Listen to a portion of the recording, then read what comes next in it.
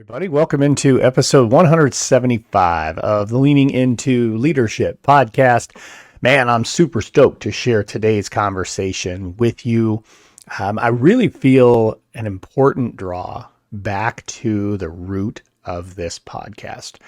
My belief when I launched this podcast 175 episodes ago was that great leadership is great leadership, no matter the realm in which it takes place. And we can all learn from leaders in all different walks of life.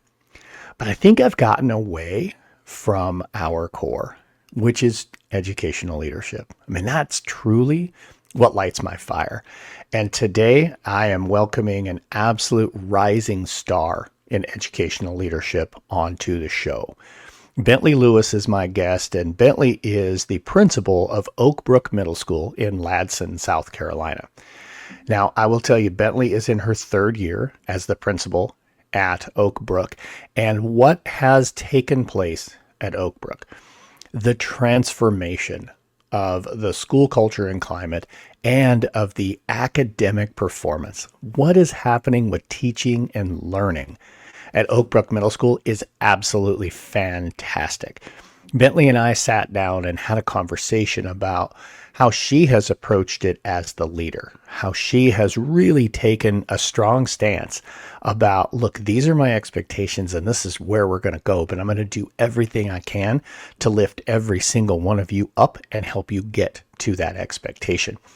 Bentli will share some of the work that they have done on the teaching and learning side. She'll share some of the stuff that they're doing to ensure that they're building that positive culture and climate that really gives the opportunity for everybody to feel like they're part of something special and everybody can truly thrive. And honestly, Bentli has really turned this school around. It's such an exciting story. And when I heard her story, when she shared with me what was happening at Oakbrook, I had to have her here on the podcast. I know you're going to enjoy this conversation, folks. It's so much fun, and we'll get to it right after this.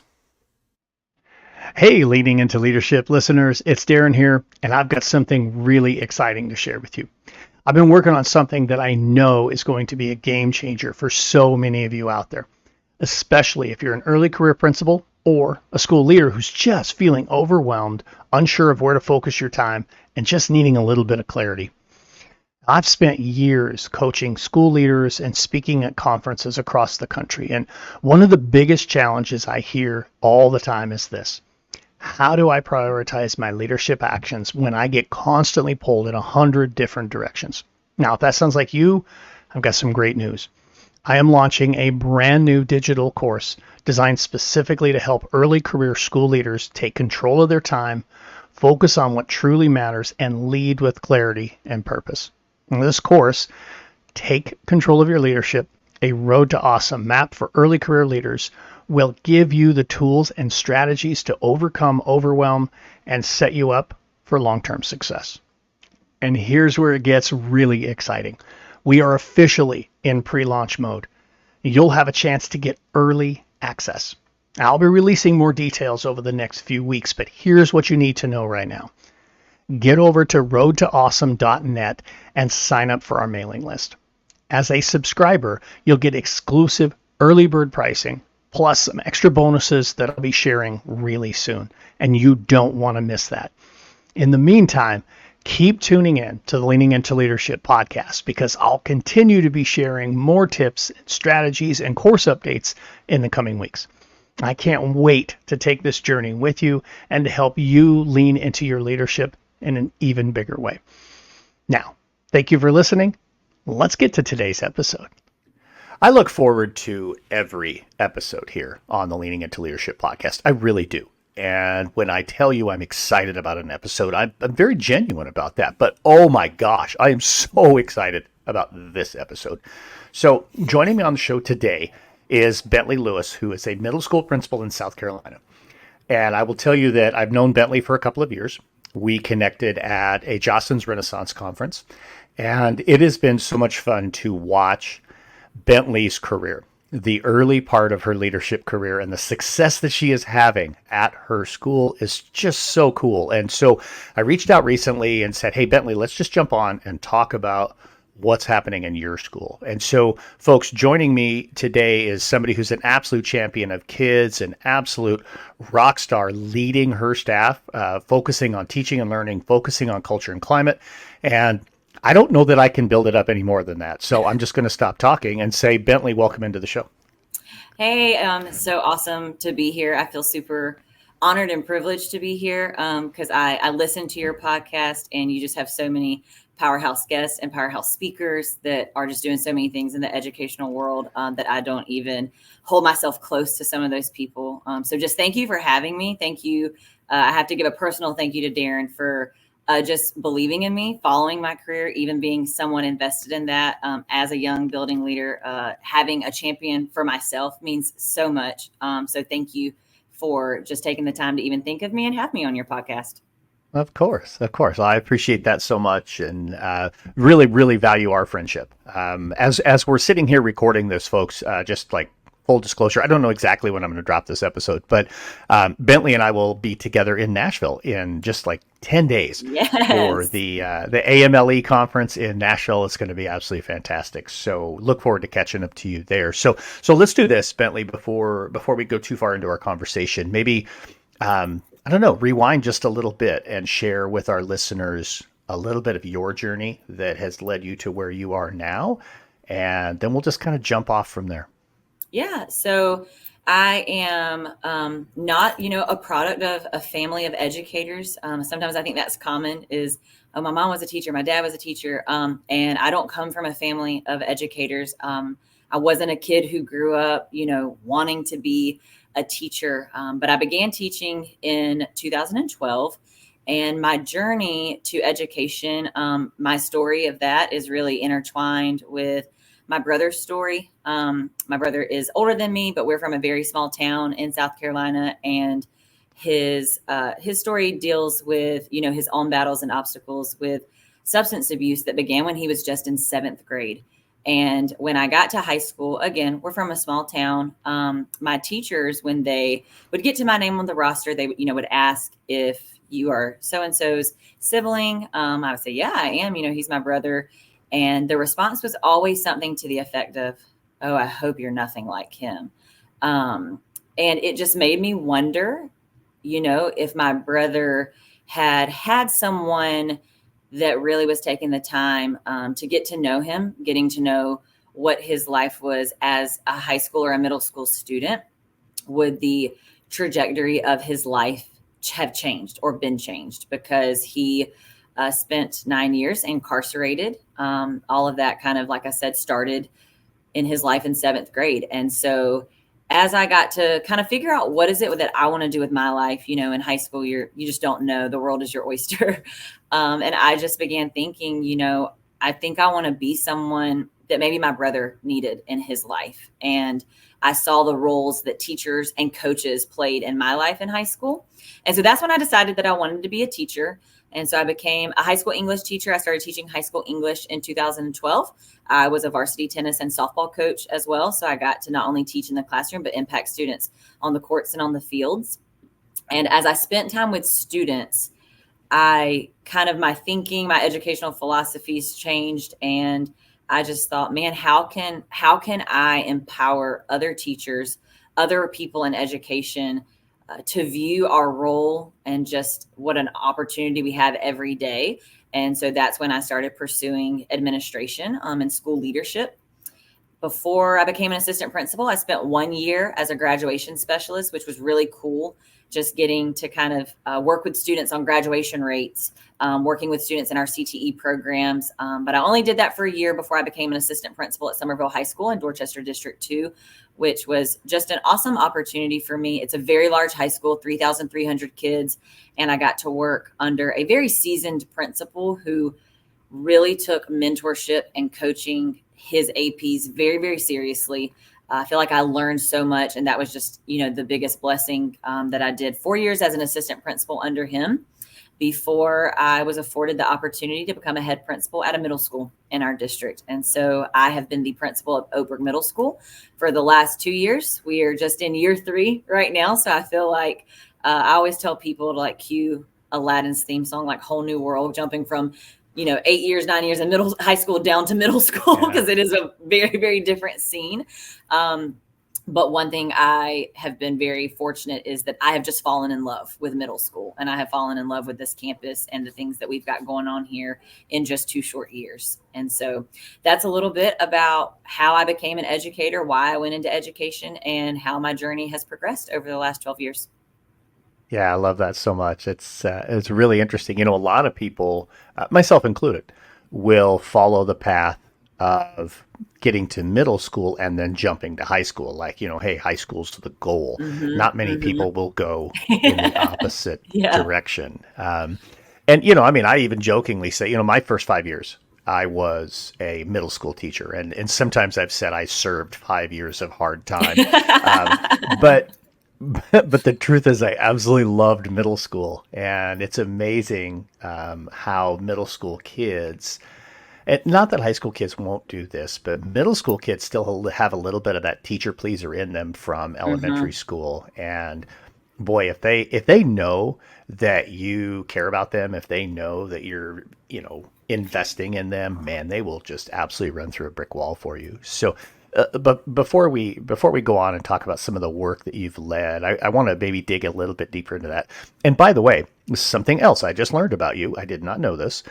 Something else we have in common. I was also a varsity tennis coach. I was the boys varsity tennis coach. So that's okay. That's cool. Because I did. I was the girls tennis coach. That when I started, we didn't have a tennis team, and so I started a tennis team. And in starting the tennis team, boys were like, we want a tennis team too. And so I convinced my husband to be the coach, because I was a softball coach, so I couldn't coach boys tennis. But I was like, hey, I just need you to come run boys tennis for me. And they did. They hired him as a volunteer coach. It was really cool. So, but now there are both boys and girls tennis programs at those schools.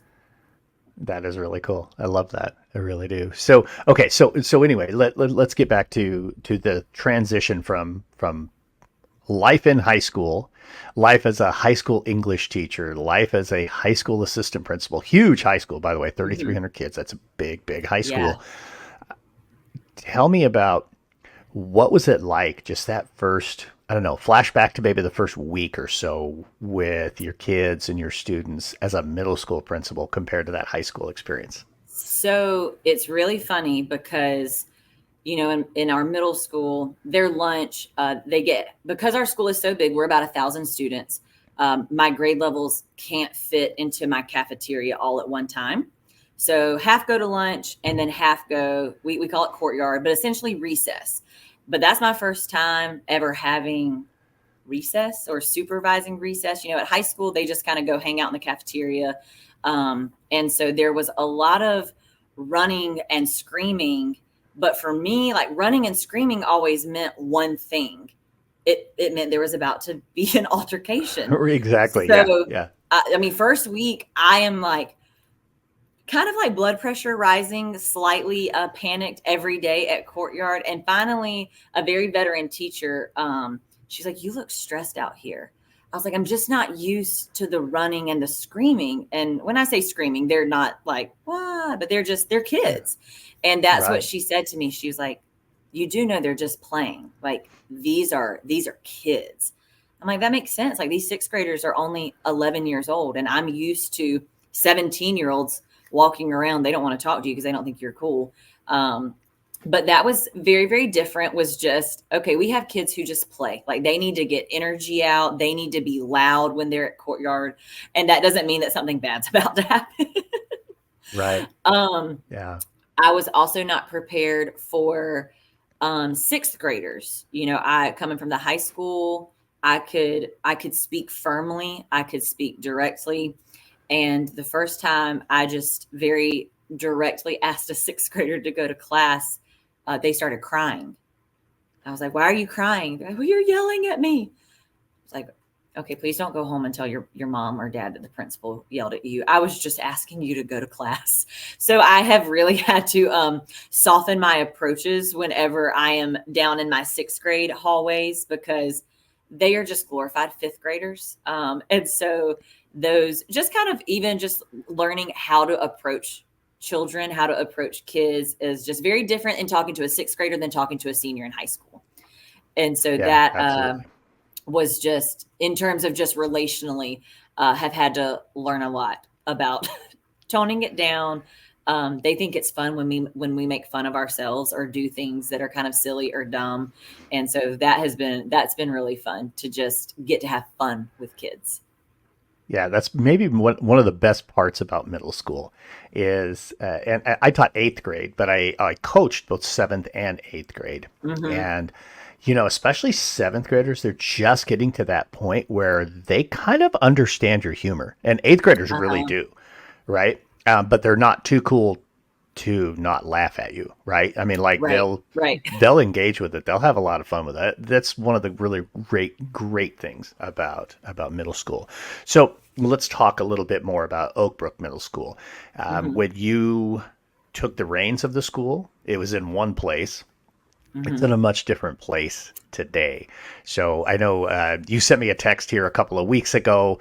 Super excited about just some incredible leaps in your academic Hmm. performance there in the school. That honestly, that made my day too. I'm so excited for you, and it meant a lot that you reached out, like wanted to tell me about it. And Yeah. so I know there's so much cool stuff here with what you've done. Let's just talk about the success, and then we're going to dig into what you've done to really drive that success.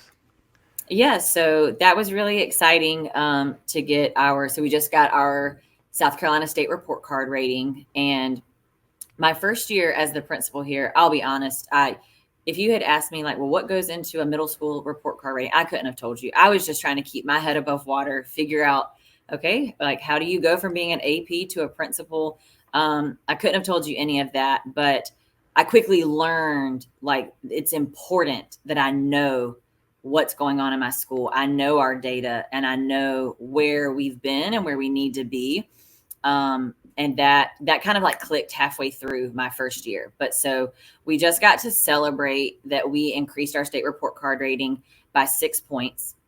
Not only did we increase it by 6 points, but we earned the highest rating of the middle schools in my district. And that is not where we were when I first started. And so that was so exciting, but also like humbling to share with my staff.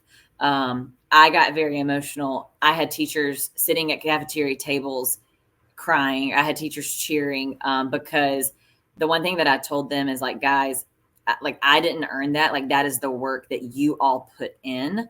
And I had a teacher text me that night and said, you said it today that it didn't have anything to do with you. This was about the work that we're doing in our classrooms, but we can't do what we're doing in the classrooms without the vision that you've cast for us. And it was just for a teacher to like send that to me, that was so uplifting for me. It just made me feel like, okay, I am doing what my role calls of me. It calls for me to cast vision and empower and inspire my teachers to get the work done in their classrooms and to make it so that they can do that.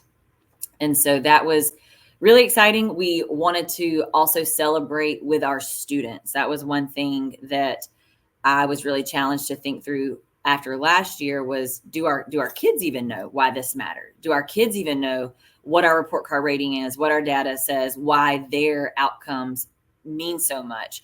And so we did. We grilled 1,000 hot dogs. That was a really long day, but every courtyard, every kid got a hot dog with all the fixins and a Rice Krispie treat. We were also trying to be cost efficient, but man, kids love Rice Krispie treats. Oh yeah, And absolutely. we had music playing, and so we made it a big deal for our staff, but this was our first time making something like this a big deal for our students. And it was really cool, the number of kids that were like, "Well, how did you do that? What do we need to do that again?" Because we were only 4 points away from earning an excellent rating, which is the highest rating you can earn in South Carolina. And so to grow 6 points, the one thing that I said to my staff and my students was if we grew 6 points, then we can definitely grow 4 more. So let's get to work and figure out what we need to do. And so we're just trying to make our data matter to not only our staff but our students as well. So when I got here, I took time, before I was officially like under contract to schedule a meeting with every individual staff member that wanted to talk to me.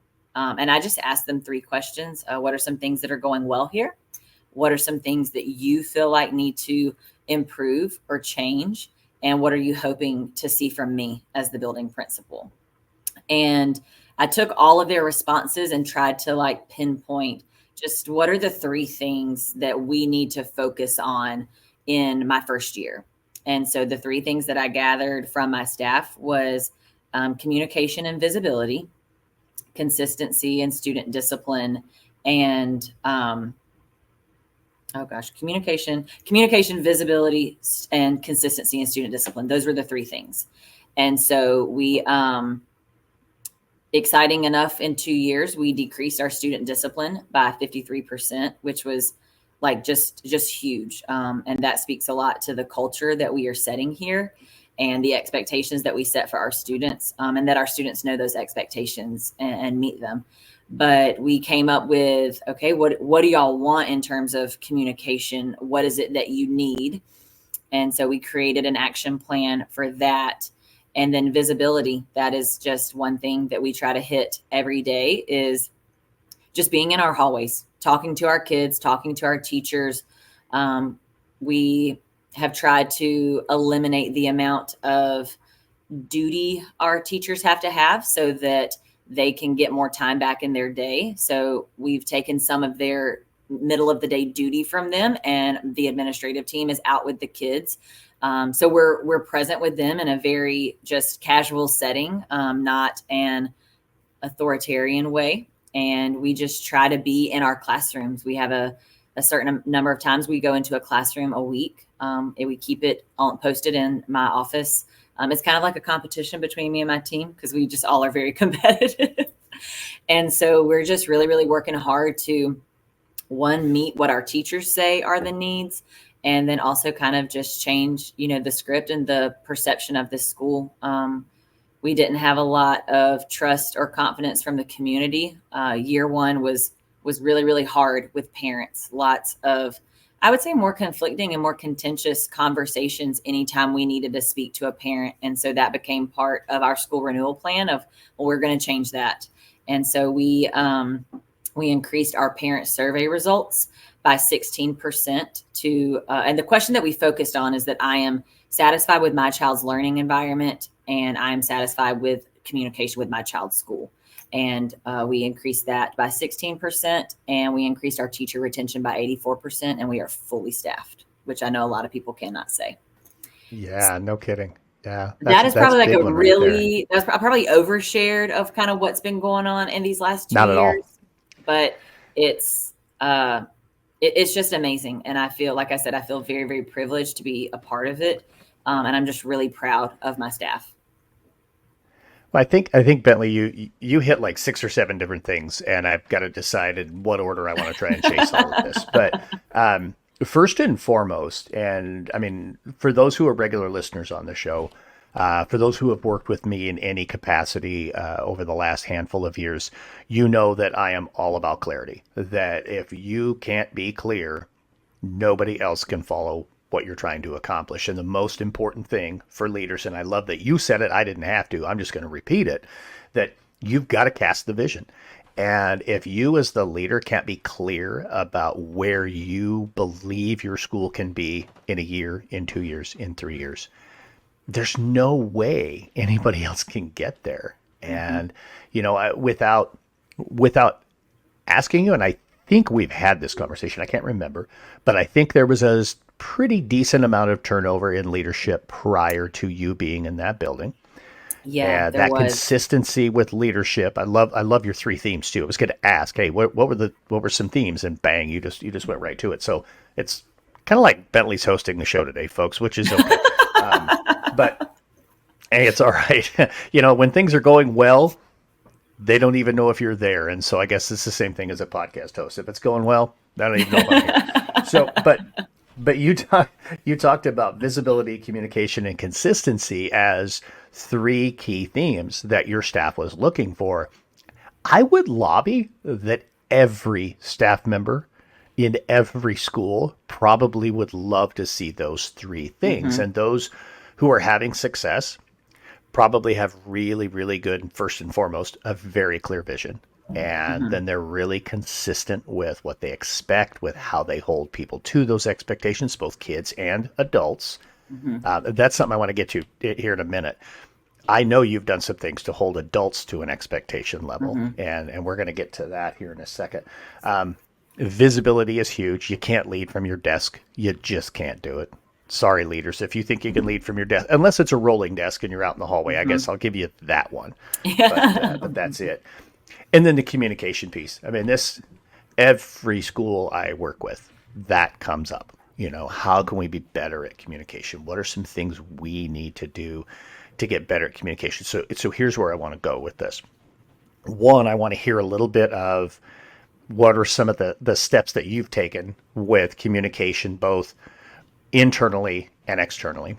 Mm-hmm. Two, I want to hear a little bit more about what you've done to hold the adults to a certain level of expectation specific to teaching and learning in your school. And then three, you touched on it, and I'll probably have to ask the question again later, but with your leadership team, you don't accomplish what you've accomplished without getting your team all on the same page, everybody focused, everybody holding each other accountable, and everybody doing their job. So there you go. Let's start with the communication piece and then meander our way to your leadership team. So the communication piece, that was, I think everybody can say that, like you said, they want to know what's going on.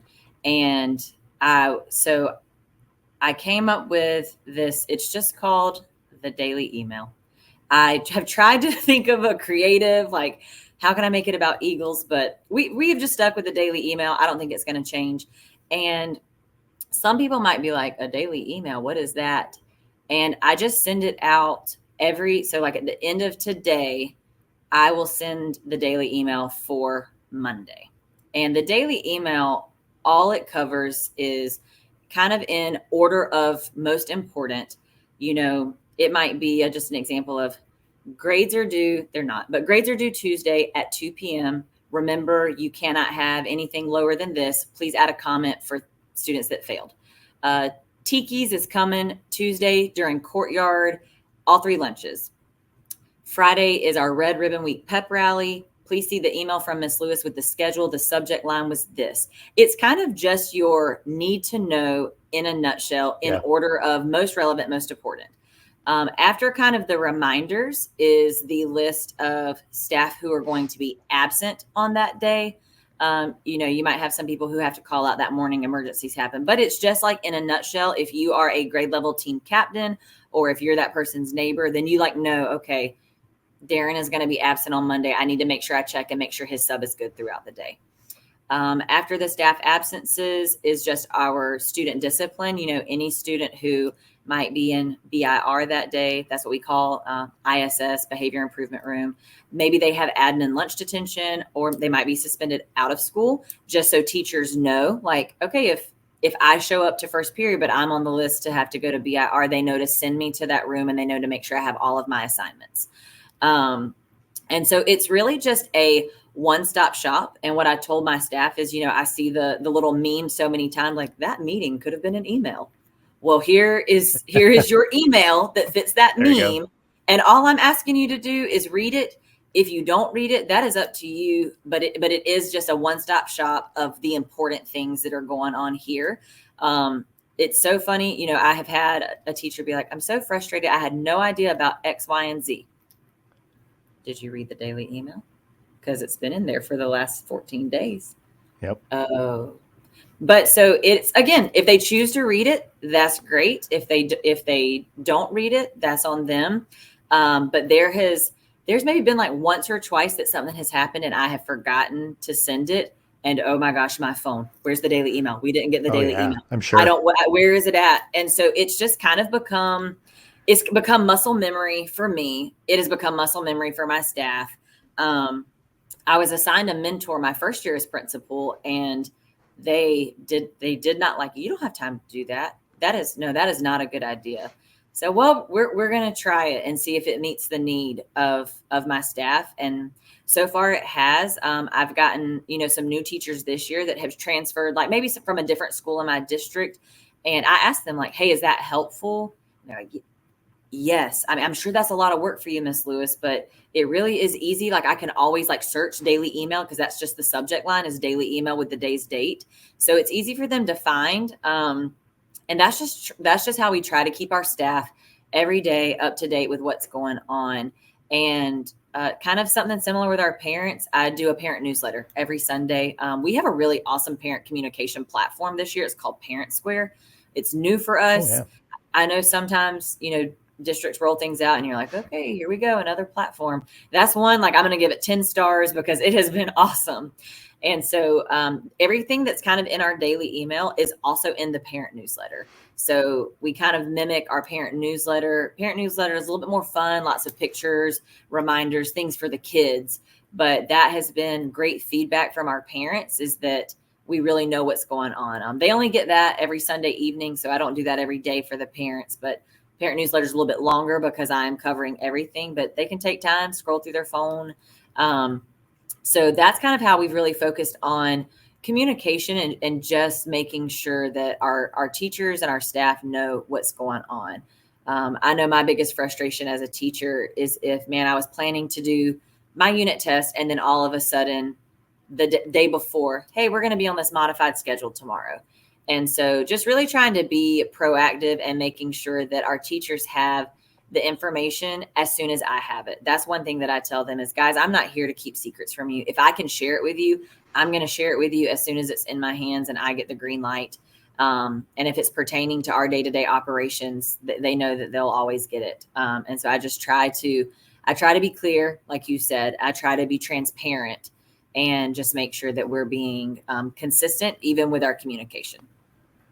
Yeah, I think that's great. And honestly, I mean, the daily email, I wouldn't change the name. I mean, the Daily Show worked pretty good for Yeah, Jon Stewart. So, you might as well roll with the daily roll email with for it. Bentli Lewis. So, let's talk a little bit of teaching and learning. What were some things that you did to, you didn't make the improvements that you made just simply by sending the daily email. I mean, there's Yeah. more to it. There's certainly a focus on teaching and learning. So let's talk a little bit about that. Yeah, so my first year, like I said, it was hard. Like I'll be very honest about that. I really, really questioned. I like to say daily. Like I don't know if I'm cut out for this. I do not know if I'm equipped for this role. A lot of that, looking back now, is I think I didn't know anything about middle school. If you had asked me, like, how does a kid get their high school graduation rate? What goes into a GPA? I could have answered that in my sleep, but I really couldn't tell you anything about middle school instruction. And I kind of rode that excuse for the first few months of like, oh, I'm just new here. I don't know. And I kind of had to come to a hard realization myself of, Bentley, you're never going to know if you don't start asking questions and start trying to learn. And so I scheduled myself a meeting with our director of assessments and data and just had him come over. He is so, so smart. I am not good at math. And we sat in my office for almost an hour and a half, just drawing all over my whiteboard of, okay, Bentley, this is how you get a middle school report card rating. This is what they are assessed on in SC Ready. This is what their map data shows. And so that was one super helpful. I would tell any new principal, know your data, know how you figure it out, and figure out who that person is that determines it, does all the spreadsheets, and schedule a meeting with them. Because the most profound thing that he said to me when he finished is he said, okay, now explain it back to me. Tell me what I just taught you. I was like, oh, I don't think I can do that. And he said, well, I would rather you sound like you don't know and dumb here in the room with me than in front of your staff. And so we spent more time with me trying to figure out everything that he just taught me. And so first it started with me needing to know what's going on here anyways. What does our data show?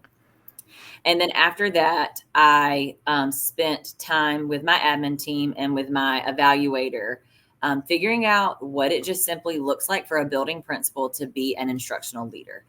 You had a really good blog about kind of like fighting fires. And Hmm. I do think like school leadership, we have to find the balance between instructional leadership and building managers. And I was spending a lot of time being a building manager and not being an instructional leader. So I started with we are a MAP district, so NWEA MAP assessments. I pulled all of my teachers' MAP data for them individually. And then I went and scheduled myself into their PLCs, and I took my grade level assistant principals with me. We went through their MAP data, teacher by teacher, with their PLC, whether their data was good, whether their data was bad. We did it with other people present, because that's just that accountability piece. If my data is great and your data is bad, then you are doing something that works, and I need to maybe try what you're doing. And then we started pulling projections of what does this MAP score correlate to in terms of their SC Ready assessment. There's a really cool growth report that we have access to. And so I gave my teachers that if I scored this on my MAP assessment, then this is my projected outcome on my SC Ready assessment. And that is something I had never seen before. That was something my teachers had never seen before. And one of my 7th grade ELA teachers, she said, I've never had a principal participate in my PLC before. I was like, okay, then this is what we're going to start doing. We are going to start participating in our PLCs with our teachers. So we wanted to put our data into our teachers' hands, but then we wanted to celebrate our students for their data as well. So my first year we did MAP testing. They get a growth target. If you're familiar with it, they test in the fall, winter, and spring. They get a growth target from fall to winter, and then they get another growth target from winter to spring. Well, our kids didn't care if they met their growth target or not. It didn't go in the grade book. We didn't talk about it. Nothing was done about it. So we created MAP celebrations. If you met your growth target, you got to come to the MAP celebration. We did a glow party in our cafeteria one time. We did a food truck, like rodeo on our back field. And then one time we just let them come out into the courtyard. We played music. We gave snacks. At the end of the day, kids just want to get out of class. So whatever you can do, whatever is cost efficient. Yeah. But on the day of MAP testing, I had kids running up to me, and we gave our teachers index cards. And we said, when they start testing today, they need to receive an index card that says, this is your score from the fall. This is your growth target today. When you finish testing, because it shows you your score, write your score down today. I had kids running up to me with that index card. Miss Lewis, I grew by 12 points. Miss Lewis, I get to come to the MAP celebration. So that was, for us, we were like, okay, we found something that maybe our kids care about. Maybe they don't care so much about the score, but what the score gets them. And then we gave certificates and a candy bar to just any kid who showed growth. So the growth targets usually range from like 3 to 4 points. But if a kid only grew by 1 or 2 points, they still got a certificate and a candy bar. Now, they didn't qualify for the MAP celebration, and we kind of stick to that. We don't make exceptions. Like if we have qualifications, you got to meet those qualifications in order to participate. But we are still going to celebrate kids who improved and who showed growth. So that was the first thing that we did for those MAP scores to see a big drastic increase in our MAP outcomes. And then it kind of just, the projections, those correlations were accurate because we saw the increase in our state report card rating this past school year. And in South Carolina, you get points for academic achievement, but now you get points for growth. And so we have really, really been preaching growth to our teachers, because sometimes academic achievement can feel impossible. Like that can feel weighty. Like, how do I get this kid who, man, they're in 7th grade, but they read at a 2nd grade level? How am I ever going to get them to score a meets or exceeds on SC Ready? Well, now that's not the end all be all. Now it's their growth. We just need to show that they are improving. And I think that has really freed like a lot of pressure from our teachers. And that's just what we've been trying to do, is we've just trying to put the data in their hands and put the data in front of our kids and celebrate them so that they know that it's important. I think that's huge. That was something that had changed when I was a principal in Wyoming. We didn't have growth as a part of that particular metric, and then when it was added, I felt like being a principal in an area where we had some demographical challenges that maybe others didn't have. certain communities. There was a community 15 miles away where our mutual friend Bradley Skinner is now a teacher, that their kids were just going to achieve. They were going Mm-hmm. to have really good achievement scores, but that didn't mean they were growing their kids. So by Yes. adding that metric, now it can't just be, that, kids are, kids in this school, everything is great in this school and everything's bad in this Right. school, when okay, the playing field was not level. Now, hey, we're Mm-hmm. going to also give you a lot of credit for growing kids, Right. because I think what was happening in some situations where people were looking at the situation, you said, wow, this kid's reading at a second grade level, I can't get him there, and let's pour our energy over here. No, we Mm-hmm. need to still pour our energy into that kid. And with a growth Mm-hmm. metric, we're still going to pour our energy into that kid, which is what should happen. So I Yeah. love that you guys are focused on both sides of that, and I'm sure it has a lot to do with your success. So let's do this, because our time is absolutely flying away from us. I want to have you touch just really quick on your leadership team. So Mm-hmm. as the principal of the school, as the leader of that group, it's not only your job to do everything you just talked about, but also to help grow that team.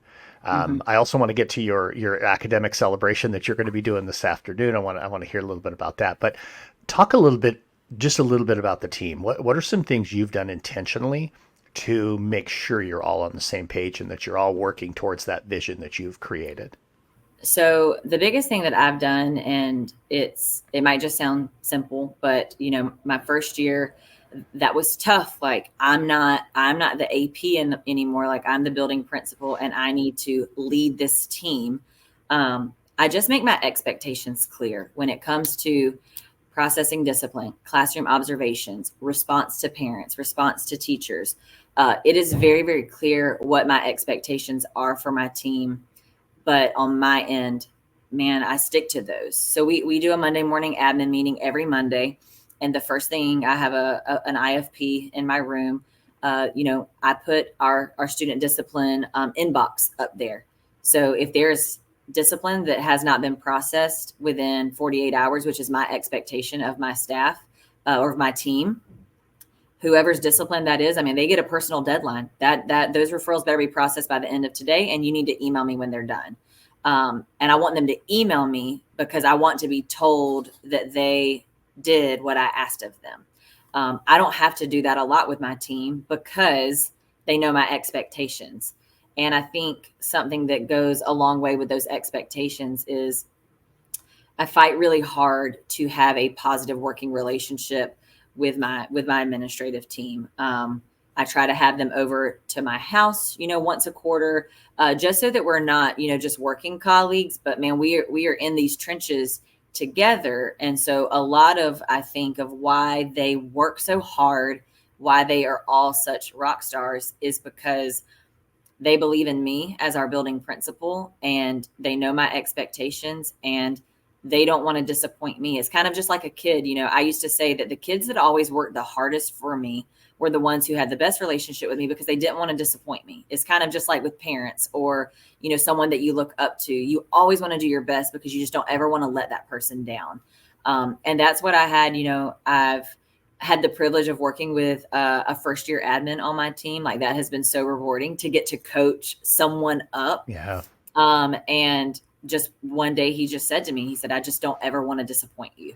And that is, I think that speaks to like the volume of our relationship as an administrative team, is that we want to make each other proud. Like I want to make them proud. I don't ever want them to be around other assistant principals and say, gosh, I can't stand working with her. I want to empower them. I want them to know that I believe in them, that I'm in their corner. And so just expectations are clear. And the biggest thing that I think has really made a difference for me is that when expectations have not been met, as hard as it is, we have to have a conversation about it. And it's easy to have that conversation because of the relationship and the trust that we've built with one another. Is they know that I'm not being mean. I'm not trying to come down on them. I'm not trying to tell them that they're not doing a good job. I'm just saying this is the expectation. And if we have expectations that we want our students to meet, if we have expectations that we want our teachers and our staff members to meet, then best believe we're going to live up to those expectations as well. And so no building principal, I don't think, could ever say, man, I love just having those hard confrontational conversations where we got to speak some truth into a staff member. Nobody ever says that that's what they look forward to. But I have just learned that, man, those conversations are so important if you want any staff member in your school team, whether it's a teacher, a counselor, a secretary, a custodian, an administrator. If you want them to meet expectations, you've got to be willing to have the tough conversations when it's not happening. Man, that right there. Ooh, that right there. That is huge, folks. And, so many early career leaders struggle with that piece. Heck, there are veteran leaders who struggle with that piece right there. No, hard conversations are not a lot of fun. That's why they're called hard conversations, right? But you have to be willing to do that, and you have to be willing to hold strong to your expectations. I absolutely love that you talked about that. So let's kind of wrap here with just a real quick. You've got a big celebration happening today at Oakbrook Middle School. Just share a little bit about what's happening today at your school. Yep. So today is our Q1 Renaissance Rally. If you're not familiar with Charleston's Renaissance, you really should be. I will give it the biggest plug ever. It has really been the framework of how we have just flipped the script on the climate and culture here at Oakbrook Middle School. That was one thing my first year here, that you talk about a negative, toxic environment, that is what existed here. But now, like our theme this year is, this is the greatest school. It's kind of a play on this is the greatest show. And we just, our mantra is just, this is where you want to be. And our staff have really bought into it. But today is our Q1 Renaissance Rally, where we are celebrating all of the students from Q1 who met the designated qualifications and criteria that we set for them. So we have an academic qualification, we have an attendance qualification, and we have a discipline qualification. And you had to meet all three in order to be invited to attend the celebration today. So it starts with a rally in our gym, which is just a bunch of games and music and a competition between all three grade levels. And then they transition to a different location on our campus. So we have a backfield, a courtyard, and then a group will stay in the gym. And just the day is filled with just food trucks, music, games, activities, prizes. And it's just a day to just celebrate. Like I said earlier, kids, what do they love most is getting out of class, but it's a structured time out of class where we are facilitating just fun, where they get to interact with us. They get to do fun things. They get to hang out with their friends, and it's to reward them. We added this year the aspect of Save an Eagle. So every teacher got to select one student who maybe didn't meet the criteria or one of the qualifications, but they have really been working hard to turn it around, or maybe there was a factor at play that just kind of impacted their ability to even meet a criteria. So every teacher got to save one student. We're presenting them with a certificate. They don't know that they were saved. So that's like the really cool part, is we get to go and pull them out of class and be like, guess what? You get to go to the rally today, and this is why. And we get to read to them why their teacher chose to save an eagle. So that's what we get to do this afternoon. That's how we're ending our day. It starts at 1:00 and goes right up until dismissal. And so it's just a great way to end a Friday. And we do that every quarter. So each quarter we have different criteria. And so today we just get to finish out Q1. I love it. I love it. I think there's so many great things here in this conversation today, Bentli, but certainly a lot of clarity in what it is that you're looking for and what it is that you expect, but also some clarity in how are we going to celebrate when we get there. And I think that's outstanding. We are at that point in the show, though, where I'm going to ask you the same question I ask everybody here on the Leaning Into Leadership podcast. I'm going to throw you in an even hotter seat now, Bentli. How are you? How are you leaning into leadership right now? So how I'm leaning into leadership on my campus is, I think one of the most important things that any leader can be is a servant leader. I don't ask anything of my staff that I'm not willing to get in the trenches and do with them. And so how I'm leaning into leadership is, one, like I said earlier, we've got clear goals and we've got clear vision, and I want to empower my staff to achieve those goals and make that vision a reality by showing them that, guys, I'm going to walk with you every step of the way. You touched on it earlier that, yes, there was a lot of turnover in building principals before I got here, kind of a different one about every 2 to 3 years. And so the biggest thing that I have really tried to let my staff see and let my staff believe is that I am invested here. There is something that I want to accomplish here. Not me, Bentli Lewis, but I want to accomplish it for this campus, for this community, for this amazing staff that we've built, because I just see something in this school that somebody else clearly didn't, and our community didn't. And so for me, leaning into that servant leadership with my staff is just showing them that I'm here in it with them, that there's never an expectation that I have of them that I don't have of myself. Their battles are my battles. Their successes are my successes. And we're going to conquer each day together. And so servant leadership is what I am leaning into. And I just want to, to continue helping our staff see just the great place that this school can be, and that we've got so much more to achieve. It's where you want to be. Oakbrook Yeah. Middle School. I want to be at Oakbrook Middle School. There we go. I love it so much. So, oh man, Bentli, this has been so much fun. I'm so glad we had a chance to sit down and have a conversation and hit the record button too, so that we can share it with so many other people. If people want to get in touch with you, if they want to follow you on social media, what's the best way for them to connect with you? So I'm on both Facebook, Instagram, and I always call it Twitter. I know it's called X, but I'm on all three. So Bentli Jones Lewis is my Facebook name. Bentli J Lou is my Instagram, and then Bentli J is my Twitter or my X. I do always say it is Bentli with an I. It is not the EY or the Y. It's not the car. It's Bentli with an I. So I'm on all three social media handles. Again, I am just a young, aspiring leader, starting, like you said, early in my career. But I would love to connect with anybody who wants to help me continue to grow, who maybe I'm doing something they want to hear more about. So all three of those platforms I'm on. Awesome. Thank you so much, Bentli Lewis, for joining me here on Leading into Leadership. Thank you so much for having me. Seriously, this was so much fun and such a privilege. And I just really thank you for thinking of me. Absolutely. What a fantastic conversation. I really appreciate my friend Bentli Lewis coming on the show. Make sure that you go down there in the show notes and make sure you're connected to and following Bentli, and just check out the incredible work that she and her team are doing at Oakbrook Middle School. And now it's time for a pep talk. Here we are, just on the precipice of the Thanksgiving week. And a lot of times when we get to this point in the year, we want to take some time and really lean into gratitude. And I think that's important. And maybe that'll be my message for you next week. This week, I just want to focus on reflection. And specifically, I want to focus on our work as school leaders and what it is that we need to be doing and ensuring that we're reflecting appropriately for the work that we do. Now, if you've read the book, Road to Awesome, The Journey of a Leader, you know that I talk in there about balcony level leadership.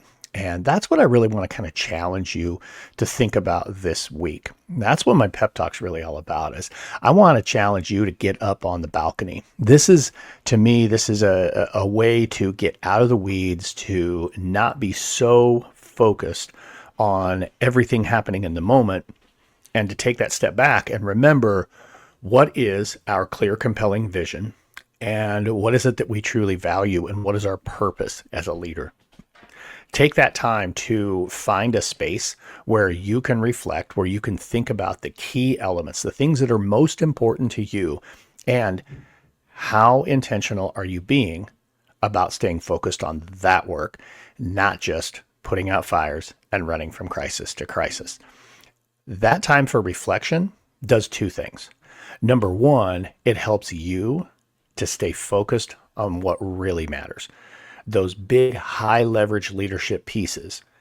And the second thing it does is it sets an example. It sets the tone. You modeling that reflection, taking that step back, getting on the balcony and really focusing on the work that truly matters will encourage those around you to do the exact same thing. The more metacognitive we are about our work, the more successful we will be. The clearer we are, the more intentional we are. That's what my challenge is for you this week. Find a space If it's a balcony, great. If it's something like a balcony, that's fine. But find a way to be intentional about doing that reflection, about getting focused again on your clear, compelling vision, your values, and your purpose. Thank you so much for joining me here on the Leaning Into Leadership podcast. Get out there, folks, and have a road to awesome week.